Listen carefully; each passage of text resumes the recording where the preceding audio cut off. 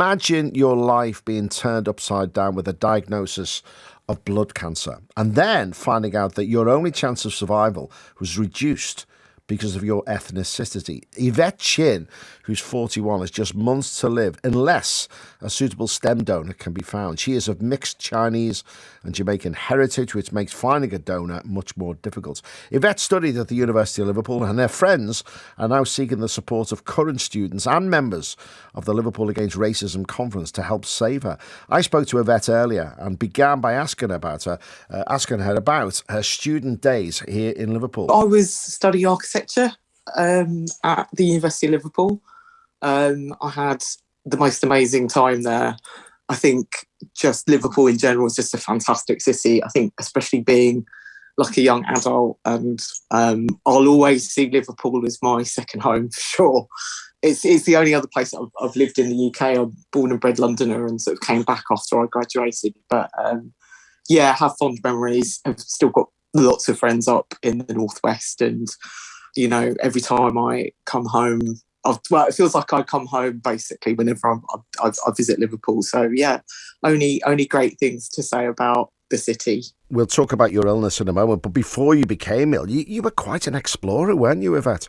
Yeah, I mean, like always really enjoyed travel and learning about new cultures. Really enjoyed kind of physical exercise and just getting out there, and yeah, I just always had a zest for adventure. So now, Yvette, in May 2021, just less than a year ago, your life changed completely when you were diagnosed with acute lymphoblastic leukemia. Tell us how that diagnosis came about, and you know what it was like when you found out the news. It must have been awfully difficult.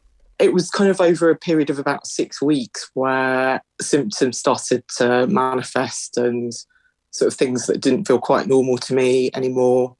Like I generally have like a very fit and healthy lifestyle, and there were things that I'd normally do that I wasn't able to do anymore. My normal commute to work, for instance, I couldn't walk or kind of just cover the normal distances without getting out of breath. It sort of felt very much like what I've experienced with altitude sickness, where I was out of breath. Just was finding that I was bruising quite a lot. I was having heart palpitations, sweating a lot at night as well, which were all kind of like typical symptoms of someone with acute leukemia, but obviously something that I hadn't thought that was unusual. You know, I thought a lot that it was to do with the fact that I was just like COVID unfit. Just wasn't as active as I had been, obviously over the course of the last kind of like year and a half with lockdown and everything. So just put it down to that, and just working really hard. Just thought it was just a short episode of just feeling unwell. So yeah, when I got referred to have a blood test, I got the results back the same day and was told to take myself to A&E immediately.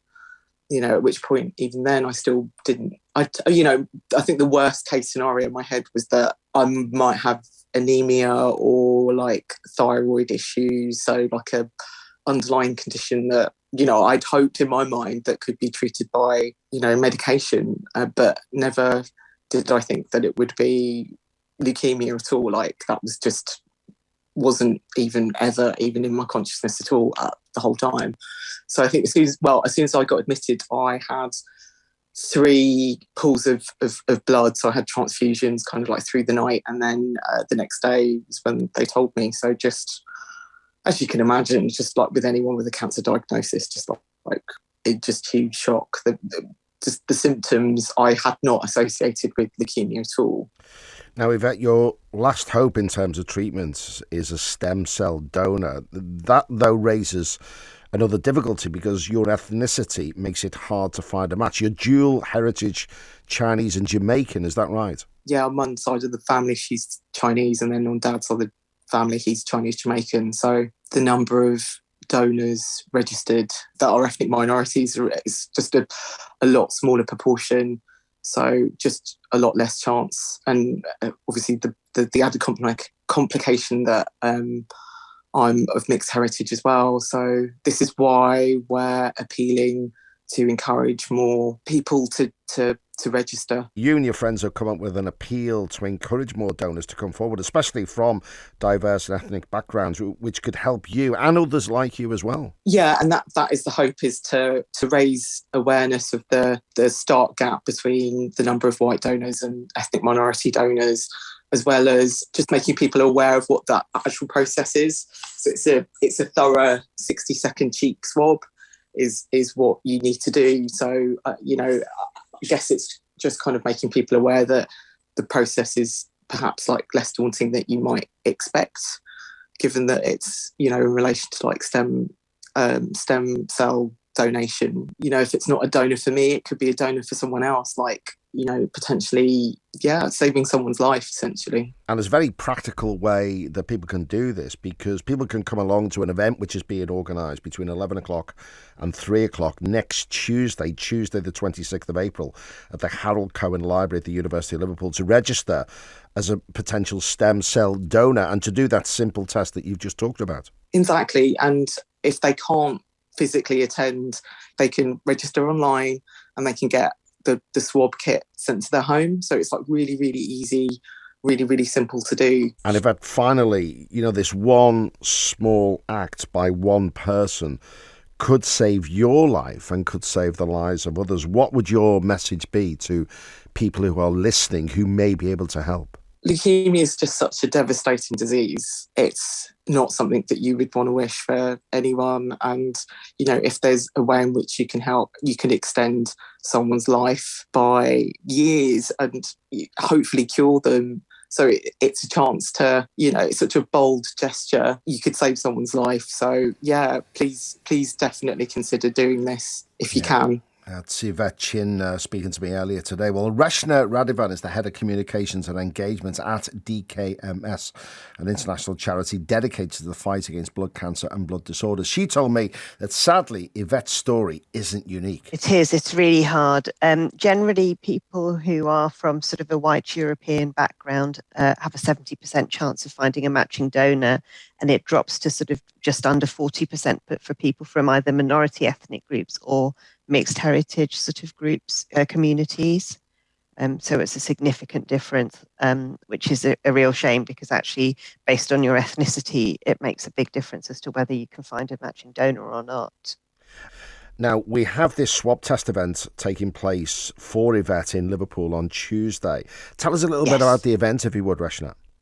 Yes, of course. So the event, essentially, there'll be members of sort of the DKMS team available there to answer any questions for people who have questions about either the swabbing process or just generally sort of, how a stem cell donation may work. People are then able to come along to the event, able to actually complete a very short sort of form with some contact details, and do a sort of, the swabbing process, which essentially takes 2 to 3 minutes. You have 3 swabs that you need to basically swab the inside of your cheek with. Once those are dried and the form is complete, that's essentially the process completed for registration. And we're hoping that sort of, people will come forward and be willing to sort of register on the day to try and help Yvette and other patients who may need a stem cell donor. And Reshna, how easy is it to be a stem cell donor?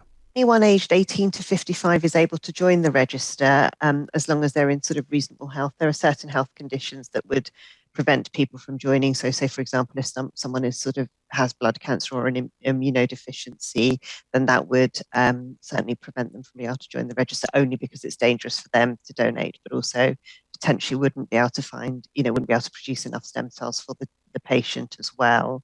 Otherwise, it's a really straightforward process, as I've just explained. And if people aren't available on the day to come along to the event in Liverpool, they can also register via the DKMS website on dkms.org.uk.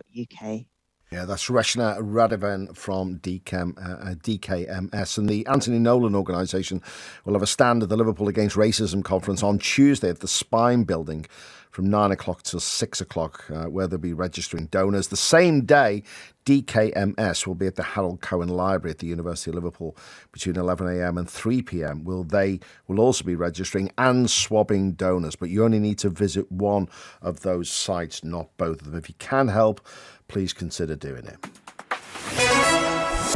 Let's have a look at the travel situation.